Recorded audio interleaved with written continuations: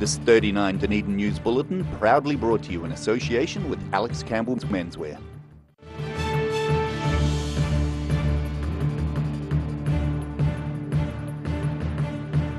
Tonight on 39 Dunedin News, voting with their mouths. Meals on Wheels customers leave the health board and sign up with local providers. If you're wondering how the second generation plan will affect you, Council is offering another chance to find out. And the SDHB talks to the public in order to make changes based on personal experiences.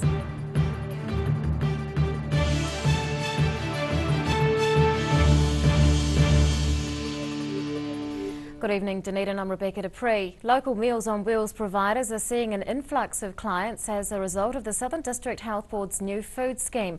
The SDHB is now using frozen meals made in the North Island, which are trucked south, and that's prompting some customers to order from a different menu. Fresh food being prepared locally. Taieri Court staff are seeing more people wanting their lunches and dinners through the Meals on Wheels program. It's in the wake of the Southern District Health Board switching to frozen meals trucked from the North Island. There's a lot of talk about that, and clearly there are a number of new clients that have come on and very interested. Some people are buying meals from us that haven't been on our list before at all. This Meals on Wheels provider makes 75 dishes a day for private and DHB clients. The rest homes had a contract with the Health Board for several decades to supply patients in the Taieri area. That's not affected by the DHB appointing Compass Group to manage its kitchens and food programs, but patients are still curious. A lot of the people have been wanting that reassurance that the meals that they are receiving are still the meals that are cooked locally here, as opposed to like the frozen meals trucked from Auckland. And also our volunteer drivers are just been wanting us to reassure them so they can transfer that information to the clients. Taieri Court meals are cooked on-site daily for a few dollars more than the DHB's $5 main and dessert scheme. The board's rolling out its new in-house food service with Compass today, affecting patients in Wakari and Dunedin Hospital. They're getting bulk pre-prepared frozen options as well as some locally sourced food. On the Taieri, clients are enjoying a taste of home. At the end of the day, it's actually the meal itself and whether it's tasty and nutritious, and that's what's probably really most important for people. None of the outsourced Meals on Wheels providers that have contracts with the Health Board are affected by the new Compass scheme. It's a relief for some who prefer southern cooking. Annabelle Dick, 39 Dunedin News. The man accused of attempting to murder a woman in South Dunedin is awaiting his next court date behind bars. The 43-year-old man was arrested before appearing in the Dunedin District Court yesterday. He's charged with attempting to murder a 40-year-old woman in Cutton Street on Sunday. The accused has been granted interim name suppression. He was remanded in custody by consent to appear in the High Court at Dunedin via video link from prison on the 1st of March. Police aren't disclosing details of the incident while it's under investigation and subject to a court case. Officers were called to a Cutton Street house on reports a woman had been seriously assaulted just before 6 a.m. Residents are getting one last chance to have their say on the City Council's proposed second generation plan. Staff have reopened a drop-in centre near the Octagon to help people figure out how the plan will affect them, and it's hoped the secondary feedback will streamline the lengthy subsequent hearing process. Open for business. Dunedin City Council staff are back in action for the latest phase of the district's second generation plan. The further submissions round is calling on the public to have a last-minute say on the submissions that have already been received. So really what it does is a submission could ask for something that's quite different that's proposed in the 2GP, and it allows people to comment on that and give their views to the hearing panel about whether they think that hearings panel should decide to accept that submission or reject it. The initial plan was released late last year, outlining a new set of zones and rules about how land can be developed. More than 1,000 submissions were lodged with the council, mostly relating to environmental problems and property restrictions. Natural hazards did have the most number of submissions.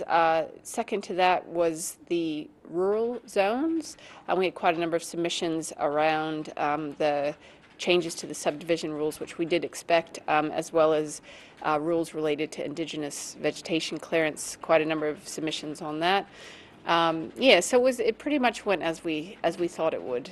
The secondary submissions period is required by law, and Johnson says it helps clarify what the hearings panel should focus on.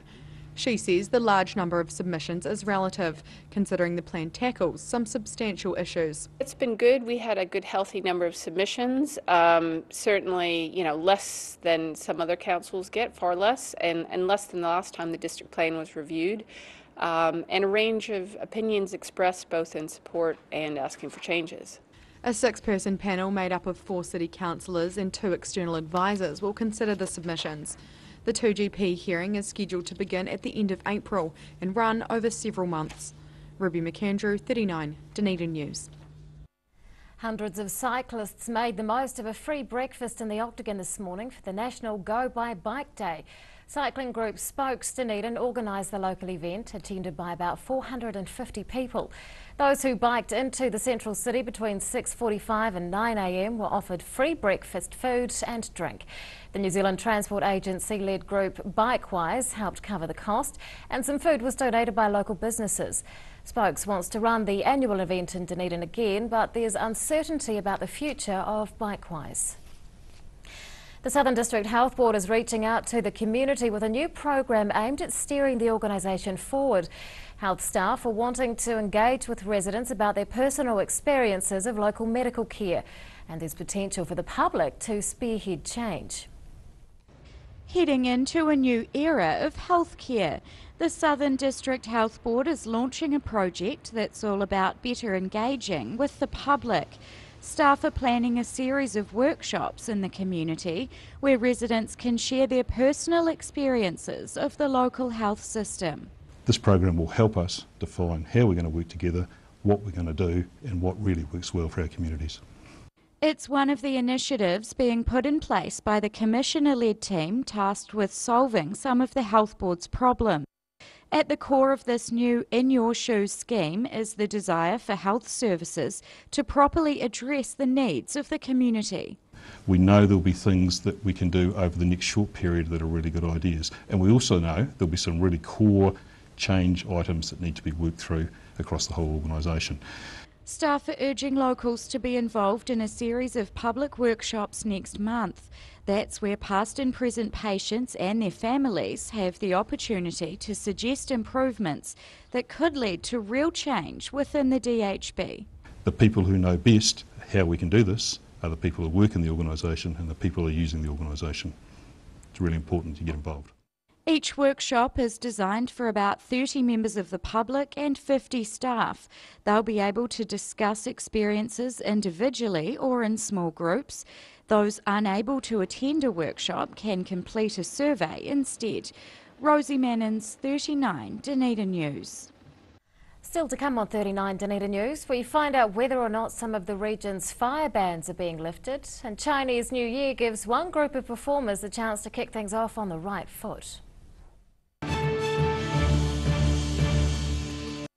We're at Alex Campbell's. We've got far too many shirts. We've got buy one, get one free at the moment on all shirts. Business shirts, short sleeve shirts, you name it. Buy one, get one free. Buy one, get one free. Buy one, get one free. Buy one, get one free. Every reason, every season, we're proud to dress the region.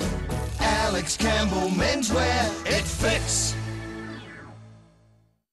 For professional, reliable and approachable service where your dream kitchen design can become an affordable reality, contact the team at Kitchens for Less. Call 455 9973 or visit us online. They've got all, it's all about our customer care, great food, great coffee and supported by some awesome staff. We think it's really important that the customers when they come in here have a good experience and leave wanting to come back. And I think in a nutshell, that's what the Good Oil is all about. Don't miss the home show. Lots of great ideas, great prizes, great deals, kitchens, bathrooms, furnishings and lots more. The Epicenter Moore FM Arena, 4th, 5th, 6th of March. Adults $10, children free. See you at the home show.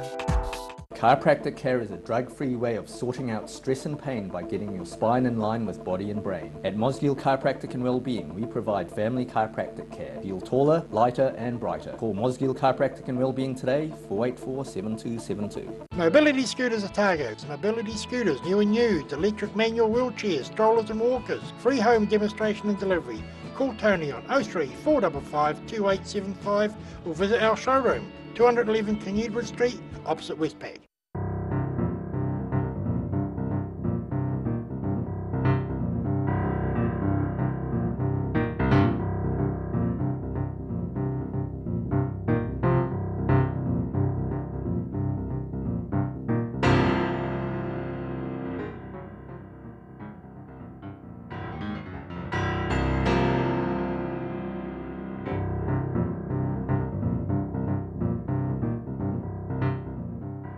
Are you looking to add a new dimension to your home? A Christie's glasshouse and shed will add value to your property and increase your gardening pleasure, and can be easily ventilated during the day.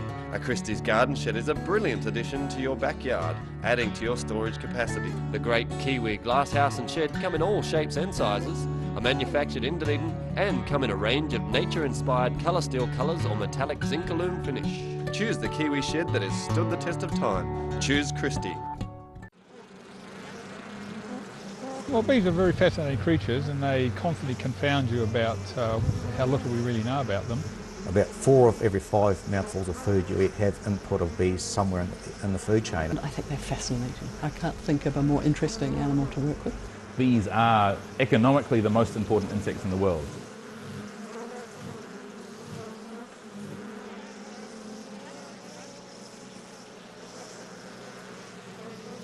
Hello, I'm Dougal Stevenson. Welcome to Museum Diaries, the programme where we delve deeper into the museum vaults. So this week, Greek ceramics, the Otago shag. Yes, we do have one.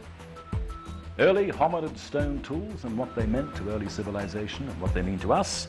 And you'll love this, Thomas Jeffrey Parker's glycerin stomachs.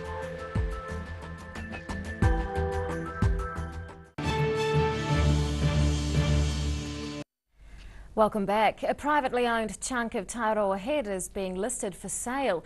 The 172-hectare Nature's Wonders section is being advertised through New Zealand Sotheby's International Realty.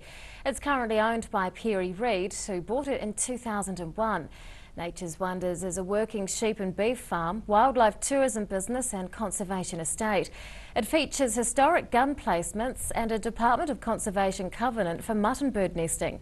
The property's current value isn't being made public, with tenders open until mid-April. And on that note, let's take a look at today's financials. The NZX 50 has closed the day down 52 points. It's now at 6,019. The Nikkei is down 410 points. And to the exchange rates, the Kiwi dollar is down against all the currencies we follow.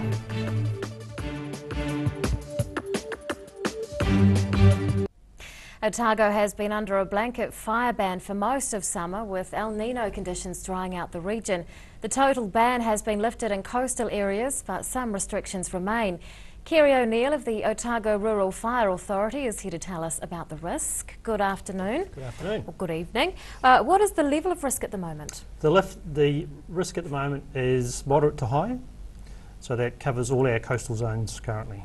Has it been a drier summer than normal? It started out to be drier than normal. November, December dried out quite significantly, and January was rising from very high to almost extreme along the coast, but then it's dropped off. So where are the current restrictions? Current restrictions are all coastal zones, so it's the Catlins, Clutha, Dunedin and up to the Waitaki are all restricted fire zones. And what about Central Otago? Central Otago and the Lakes District, Queenstown Lakes, are still total fire ban.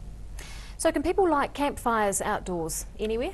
No, not without a permit. How can open fires be safely managed?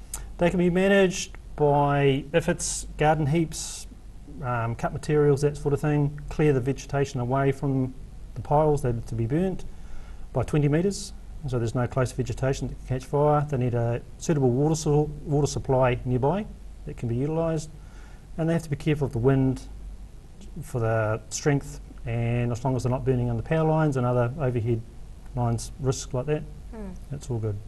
Is this information available publicly anywhere for any site or situation that you might have a fire in? Yes, most council websites list fire burning conditions. The Otago Rural Fire Authority have their own website which the conditions are listed on as well, and the National Rural Fire Authority have a very good list on their website on how to do things correctly and properly. Now, summer's actually due to finish up in a couple of 2 or 3 weeks. Are we expecting the region to get any drier? Yes, definitely. January was a period of rain and unusual weather conditions come through. February, March, when kids go back to school, is normally when things start to dry out again, hot days. So we're actually looking at February, March, probably April this year, for things to continue drying out, with supposedly the El Nino weather patterns as well. So it's not going to get any wetter than normal, and it should dry out a little bit more. What is the penalty for breaching the restricted fire season? Under the Otago Rural Fire Authority, we can impose fines. That's under the Forest and Rural Fires Act. We have never done that. It's more of a case of education. So if people do get caught out due to ignorance or other things, might have slipped their mind, we just go along, tell them the current conditions and just remind them of what's required. Is compliance generally pretty good? Very good. But we normally get the serial lightists that disregard any conditions and they just go ahead and light. So once again, it's just a matter of education. And when do you expect to move into an open fire season? Our restricted fire season will probably go through until April, and then we'll reassess the situations. Last year we went to total open fire ban, total fire season, open fire season, May. So it's still a few months away yet. Kerry O'Neill from the Otago Rural Fire Authority, thank you very much for your time. Thank you. After the break on 39 Dunedin News, the new year gives a new group of performers the right start, and we're on the streets to see how keen you are to use a raised cycleway. Do you want support for your breathing? You are not alone. In New Zealand, over 600,000 people have some form of breathing difficulty, especially with the high pollen season in New Zealand.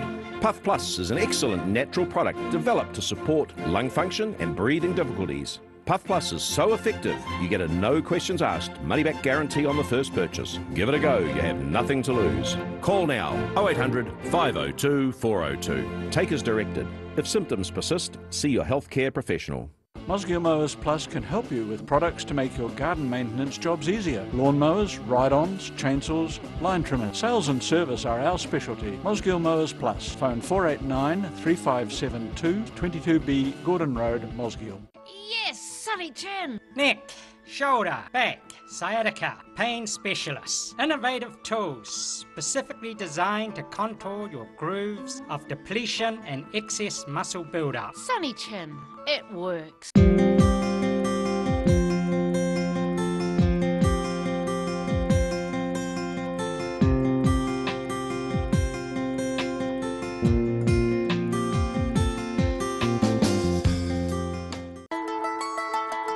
Bring some more joy into your world by adopting one of our adult animals at SPCA Otago. Call now on 473 8252. Please adopt a pet now, they will love you forever. Grandad loved his family and surfing, in that order. He taught me to surf and we spent a lot of time in the water together over the years. When he died, I strapped the camera to the nose of his old board and filmed the paddle out at St. Clair. Gillian's played the video on the big screen at his funeral. Grandad would have loved having everyone come out one last surf with him. Gillian's Funeral Services, helping families celebrate the lives of their loved ones for generations. Gillians.co.nz. Pallet fires are growing in popularity in Otago, with people who want a clean and efficient form of home heating. The sight of a burning flame without the problems of chopping, stacking and carting wood around is a winner. Pallet fires, so easy, so efficient.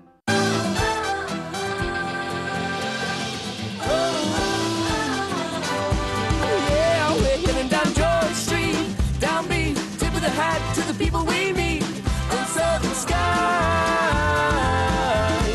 Take your place, take your place, take your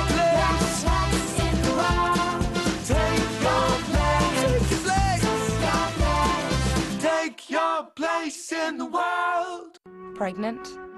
Need to talk? 24 hours a day, 7 days a week. Pregnancy counselling services are here to help. It's free, it's confidential. Call us now on 0800 773 462.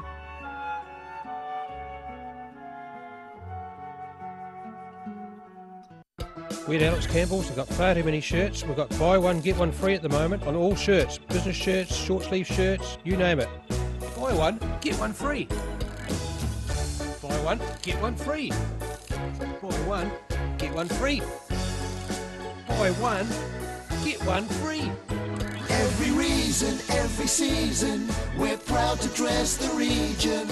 Alex Campbell Menswear, it fits.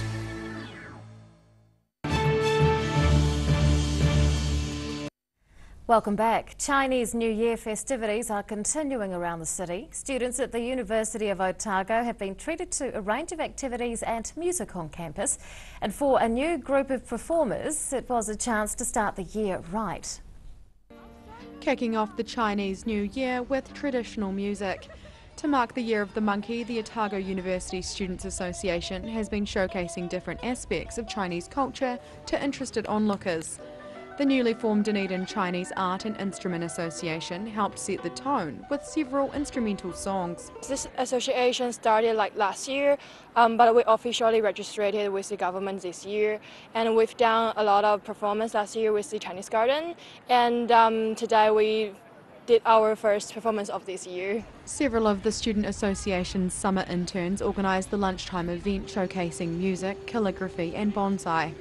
Hang says it's good to expand people's knowledge of the culture beyond what's already available locally. I guess because Dunedin got the Chinese Garden, it's a symbol of Chinese thing. So I think we should add some music that can like becoming a communicatable thing with people around here. Chinese New Year is one of the biggest celebrations worldwide and one that's observed locally at the Dunedin Chinese Garden. The monkey, one of 12 Chinese zodiac animals, represents ambition and adventure. To mark the occasion on campus, the gathered musicians made sure to pick something fitting. We did the first song, the bamboo song. It's kind of a local song, so it's when we play it, it's around the festival time. So it's kind of like especially for the Chinese New Year. The group's planning a number of performances, providing a taste of Chinese culture year-round. Ruby McAndrew, 39, Dunedin News. A Dunedin teenager is denying 6 charges relating to a fatal car crash in the central city. The crash occurred on the corner of Hope and Stafford Streets last July. An 18-year-old Invercargill woman was killed and several others were injured.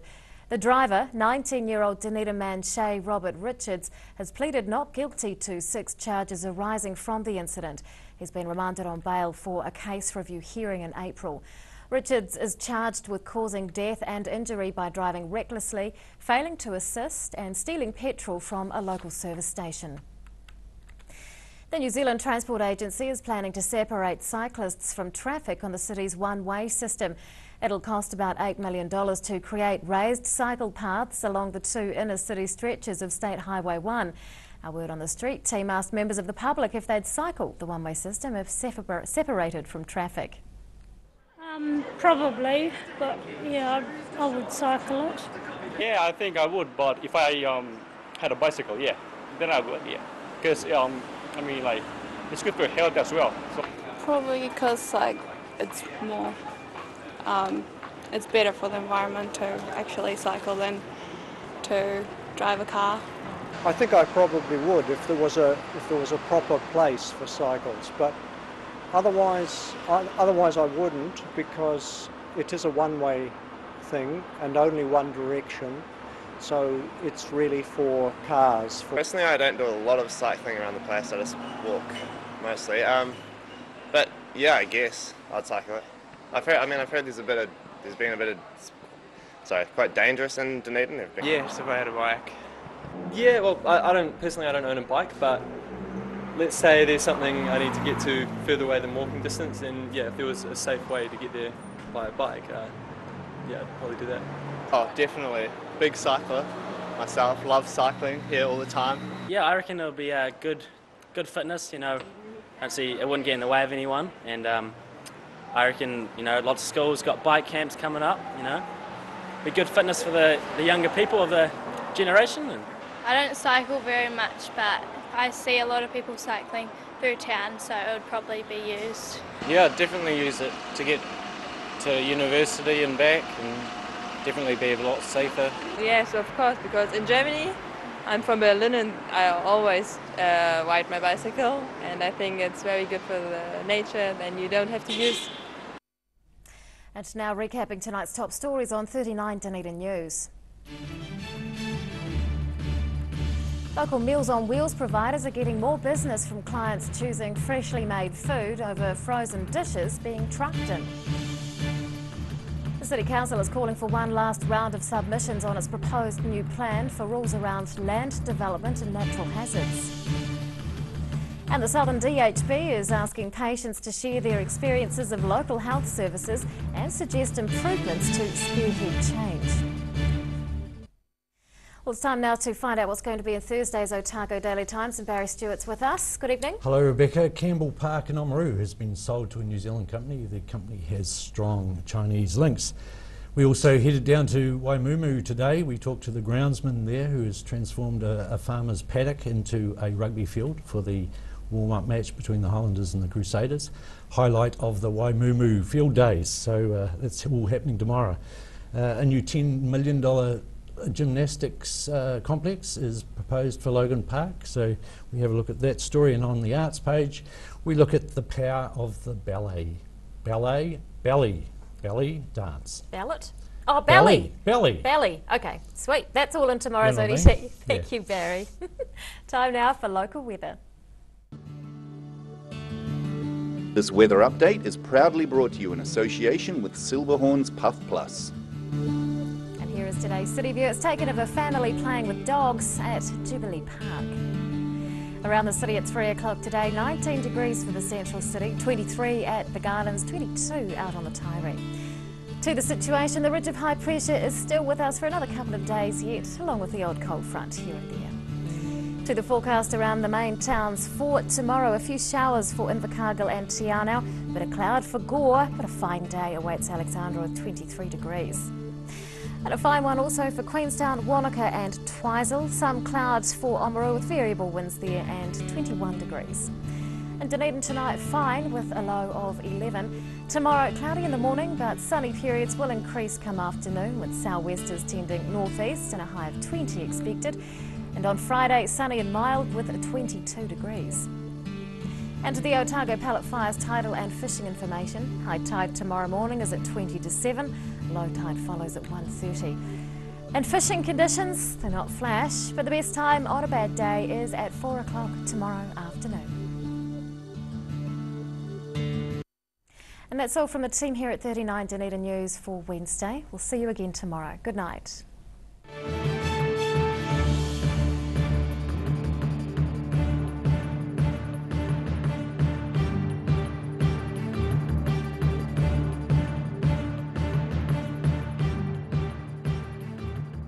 This 39 Dunedin News Bulletin proudly brought to you in association with Alex Campbell's Menswear.